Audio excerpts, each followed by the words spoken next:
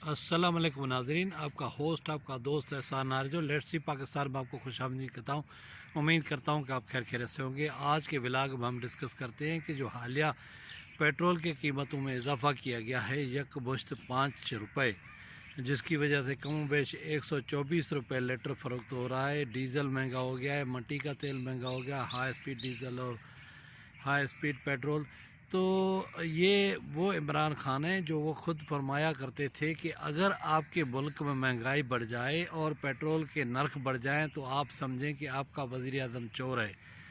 अब पता नहीं कौन सा वज़ीर आज़म चोर है। पहले तो ये जरदारी को कहते थे, नवाज़ शरीफ को कहते थे। अब जब खुद वज़ीर आज़म हैं और हर 15 दिन के बाद बिजली और पेट्रोल के कीमतों में बढ़ावा किया जाता है और अवाम को झटका लगाया जाता है। अब ये महंगाई के मारे अवाम, अब देखिए इमरान खान ने 126 दिन का धरना दिया था नवाज़ शरीफ हुकूमत के ख़िलाफ़, और पेट्रोल इस वक्त 124 रुपये फ़रोख्त हो रहा है। तो यानी इसका मतलब है कि जो इमरान खान जलसे में कहता था मैं आपको रुलाऊंगा, मैं आपको तंग करूंगा, मैं आपको नहीं छोड़ूंगा, तो वो बस 2 रुपये का फ़र्क रह गया है। वही 126 का धरना दिन का, और जो है ना रेट भी पेट्रोल 126 रुपये में फ़रोख्त होगा। और इस वक्त पूरी कौम को रुला रहे हैं, पूरी कौम को तंग कर रहे हैं। और महंगाई का आलम यह है कि अब लोगों का 2 वक्त का खाना मुश्किल हो गया है। हर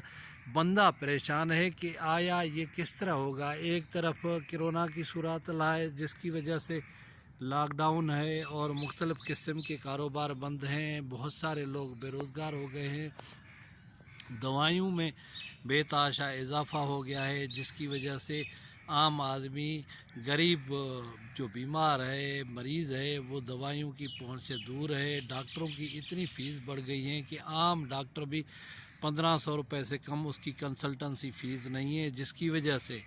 और सरकारी हस्पतालों में तो आप आजकल सोशल मीडिया का दौर है, देख रहे होंगे कि बहुत सारे ऐसे अस्पताल हैं जहां न कोई दवाई का नामो निशान है और न ही डॉक्टर होते हैं। और डॉक्टर जो होते हैं वो भी लोगों को प्राइवेट क्लिनिक पे रेफ़र करते हैं कि वहाँ जाएं।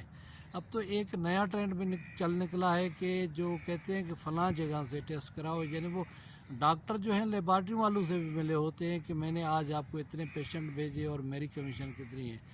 तो अब ये सूरत हाल है कि अवाम के लिए 2 वक्त का खाना बड़ा मुश्किल हो गया है। दिन ब दिन बढ़ती हुई महंगाई, बढ़ती हुई करप्शन, बढ़ती हुई मसाइल अवाम को इतना परेशान किए हुए हैं कि जिसकी कोई हद नहीं। अब ये समझ नहीं आता कि कौन सा तरीक़ेकार है जो हुकूमत हर 15 दिन के बाद पेट्रोल बम अवाम पे गिराती है। और देखें कि रुपया कम होता है, पहली तारीख को 1 रुपया कम हुआ था और दोबारा जो है उन्होंने 5 रुपये बढ़ा दिया।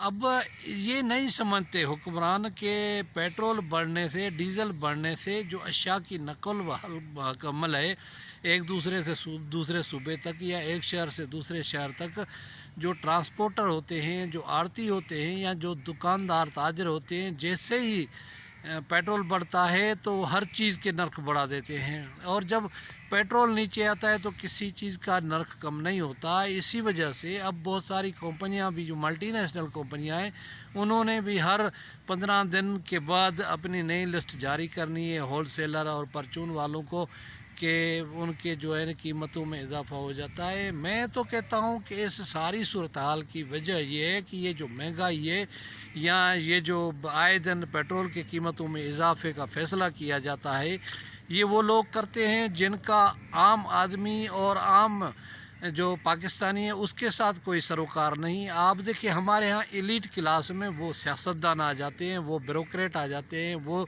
जजेस आ जाते हैं, वो जर्नल आ जाते हैं, जिनकी ख़रीदारी उनके नौकर करते हैं, उनके जो दफातर होते हैं वो करते हैं। और उनको कभी ये इत्वाक़ नहीं होता कि आम मार्केट में, आम बाज़ार में, सस्ते बाज़ारों में या जो इतवार बाज़ार होते हैं उनमें, और जो पेट्रोल के पम्प्स हैं या फिर जो मार्केटें हैं, वहाँ आदमी के साथ क्या हशर होता है और उसको किस तरह चीज़ें मिलती हैं।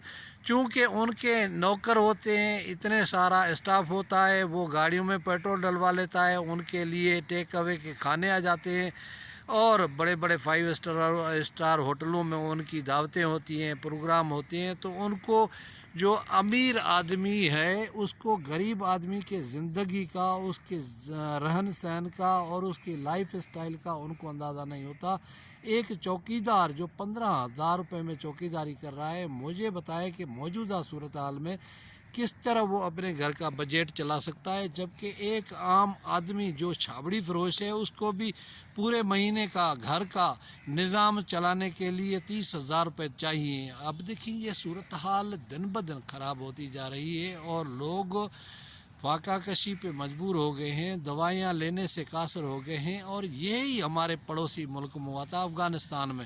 وہاں دیکھیں جب امریکہ بھاگا ہے تو وہاں جو مراد یافتہ طبقہ تھا اس نے انہی امریکہ کے جہازوں میں ٹائروں میں چھپ کر بھاگنے کی کوشش کی اور ان کے جہازوں میں بیٹھ کر بھاگے، لیکن جو غریب عوام تھا، جو افغان عوام ہے، وہ وہیں بیٹھا ہوا تھا۔ اور یہی وجہ ہے کہ جو فورسز تھے جن کو عوام کی حمایت حاصل نہیں تھی، تو انہوں نے دیکھیں کس طرح بے دردی کے ساتھ اسلحہ پھینکا ہے۔ ہمارے ہاں یہ صورتحال ہے کہ یہ جو مہنگائی کے مارے ہوئے لوگ ہیں اور غربت اور کرپشن کی وجہ سے جو پاکستان کا یہ حال ہوا ہے، وہ لوگ کس طرح اسٹیٹ کے ساتھ کھڑے ہو سکتے ہیں۔ اسٹیٹ کو چاہیے کہ ان کو ریلیف دینے کے لیے کوئی ایسے فیصلے کرے۔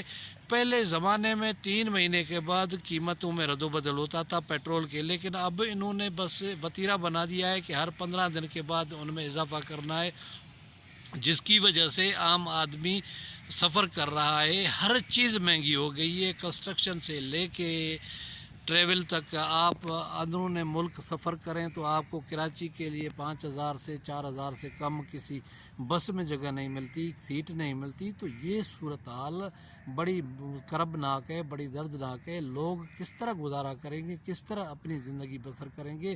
حکمران ہیں یا حکمرانوں کے جو ساتھاری ہیں، ان کو عوام کے اور بنیادی جو حقوق ہیں ان سے کوئی سروکار نہیں، اور ان کو کوئی احساس نہیں ہے کہ لوگوں کے اوپر کیا گزر رہی ہوگی، کیا بیت رہی ہوگی۔ امید ہے ناظرین آپ کو یہ میرا ولاگ پسند آئے گا۔ کسی اور ولاگ، کسی اور ویڈیو میں آپ سے ملاقات ہوگی، تب تک مجھے دے اجازت۔ خدا حافظ۔